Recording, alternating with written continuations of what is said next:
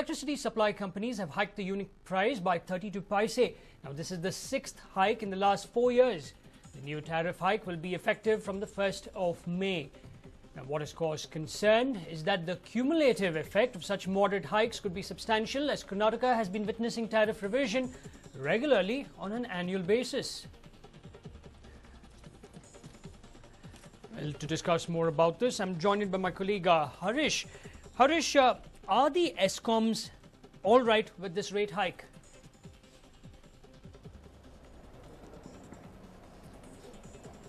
Well, if you go by what they had demanded, they had demanded a 66 paise hike, going by what they are expecting as revenue and what they had spent over the past few years. Remember, they have subsidies roughly to the tune of 1,500 crores. This is BESCOM alone, which has spent on subsidies. They have made several purchases of power from private companies at a very short notice, and this has come as at a premium, and this has acted as a burden on several ESCOMs, especially the BESCOM. Remember, the state-owned companies, Karnataka Power Corporation, has failed to generate the kind of power that is required to supply to across Karnataka throughout the year, and that's the reason they had to buy power from private sector, the independent power suppliers, and this has come at a premium, roughly around 4.62 paise for per unit, and almost nearly double of what they pay the Karnataka Power Corporation companies. So this has acted as a burden, and also the increasing demand has also meant that they have to get in power from other sources as well. So that's the reason they had demanded a hike in power, and they had submitted their demand way back in November itself for the financial year 2014-15, but due to election it got postponed, and now finally you have the judgment from the Karnataka Electricity Regulatory Commission, and they have given on an average 32 paise hike. If you look at the slabs for domestic, Nolan, it's 0 to 30 kilowatts, it's 20 paise per unit, and 31 to 100 kilowatts, it's 30 paise, and 101 to 200 is 40 paise, and anything above 200 kilowatt is 40 paise. Again, this is for domestic. If you look at the other sector, that is industrial sector or the commercial sector, from 0 to 50 kilowatt it's 30 paise, and above 50 kilowatt it's 30 paise. So this is the kind of increase that we have seen across all the 5 electricity supply companies, Nolan. Right. Now, Harish, have you been able to speak with people in general, and what are they saying about this tariff hike?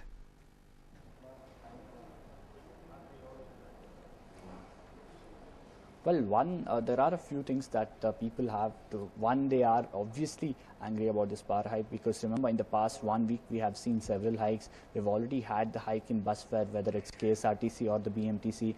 Then the toll hike that we have seen. Also, the water tariff hike is on the cards. That is something we should expect in the next few days. And now this hike. So somewhere they are upset that as soon as the Lok Sabha election has got over, they have been burdened with several different kinds of hike. But they also have one more issue with the electricity companies: the constant load shedding and power outages. Now you have the KERC, the Karnataka Electricity Regulatory Commission, coming out with directives on how to deal with power outages and load shedding. All these ESCOMs have been clearly told by the KEC that if there has to be load shedding, then they have to give a warning or a notice of at least 24 hours, and several other directives like setting up a customer service center, a universal or a centralized customer service center for all ESCOMs. This is something that has been very clearly told to all the ESCOMs by the KERC, Nolan.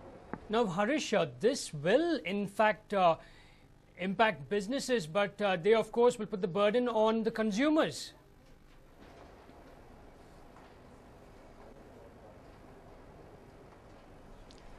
Yes, it's almost passing on the burden to the consumers, because remember, the state electricity companies were making a loss. They are not making profit. They are, as a result of the failure of the Karnataka Power Corporation to ensure that there's sufficient power generation from the state-owned companies. They have to buy power from outside, from private companies at a premium, and now they are passing the burden on to the consumers. And remember, it's not just domestic. The commercial prices too have been hiked, which will mean that several other essential commodities or other consumer goods will also increase in the coming few days, Nolan. Right, Harish, thank you very much for all those details.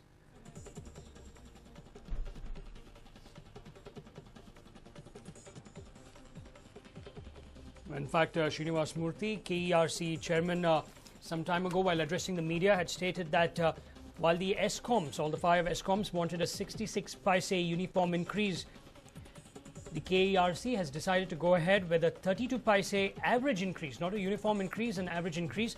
In fact, my colleague Harish over there standing outside the KERC office states that for 0 to 30, this is the slabs, it's 20 paise, 30 to 100, it's 30 paise, 100 to 200, it's 40 paise. Furthermore, the KERC has taken into account the financial aspect of electricity supply companies, and they came about with this revised tariff amounts after having a lot of discussions with the general public, people's representatives, and also all the ESCOMs.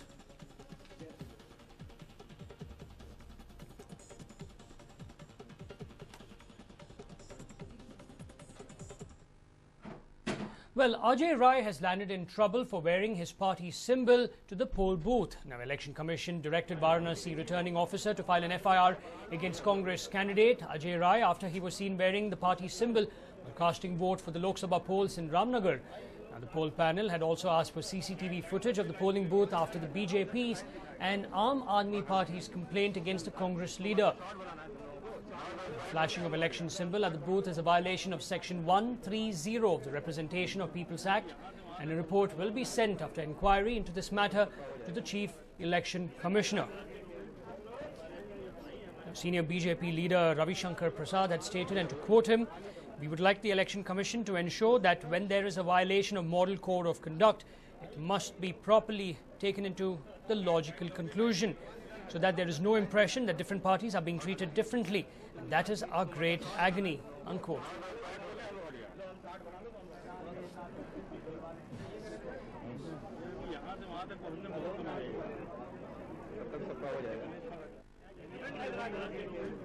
However, Ajay Rai went on the defensive and he stated, and to quote him, "I didn't flash it like others did. The symbol was pinned to the kurta I wore yesterday and it stayed on. I wore it very normally," unquote.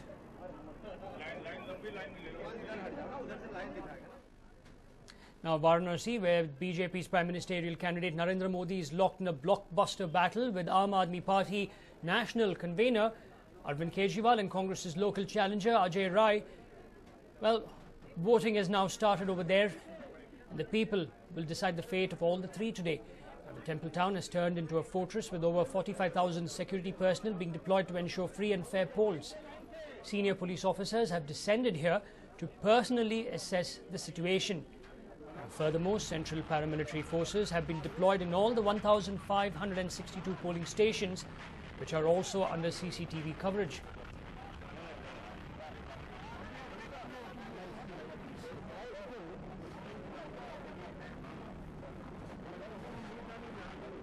In fact, senior BJP leader Murli Manohar Joshi also cast his vote in Varanasi.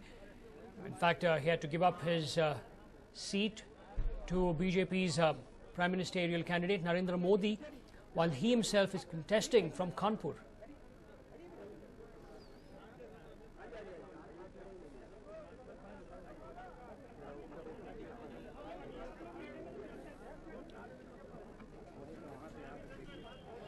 In fact, the big battle of this phase and this election is playing out at Banaras in Uttar Pradesh. BJP's Prime Ministerial candidate Narendra Modi has been challenged by Arvind Kejriwal, the chief of the fledgling Aam Aadmi Party. The Congress has fielded local candidate Ajay Rai.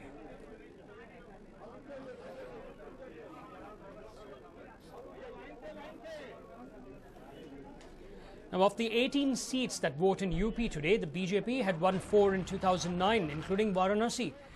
That was held by Murli Manohar Joshi. Now, the ruling Samajwadi Party holds 6 seats, the BSP 5 and the Congress 3.